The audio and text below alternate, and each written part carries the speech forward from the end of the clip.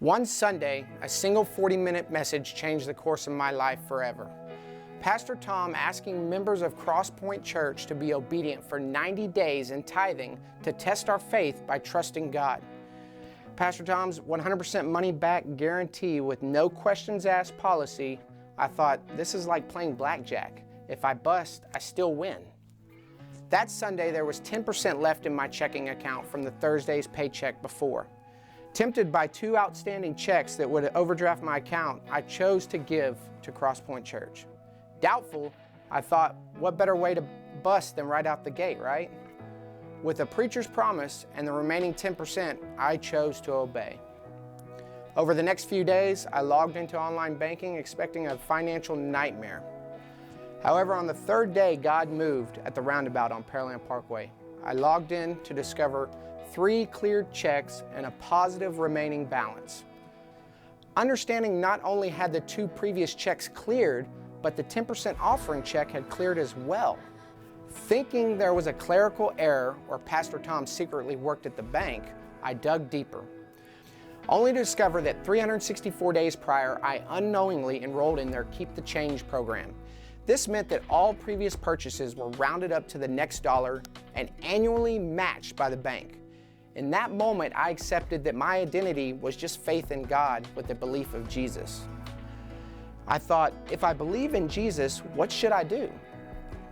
I thought, well, I should trust in Jesus and do what Jesus says. Then God asked, Eric, what does Jesus say to do? My reaction was to take a deep breath.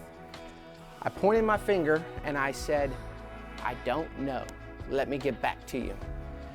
In our journey, it's important to continuously realign ourselves with what actively pursuing Christ looks like. The lesson I learned was I was teetering on a thin line between faith and trust, completely unaware that the enemy was conditioning me to think I knew what was best for myself. I finally understood that following Christ without praying, tithing, serving, or devoting time in His Word was impossible. I thought of how I used to assemble a new piece of furniture from IKEA. It was always a catastrophe. Looking at the picture on the front of the box, never thinking I needed the instruction manual that was inside. Once I thought it was complete, my family didn't look as happy as the one in the picture.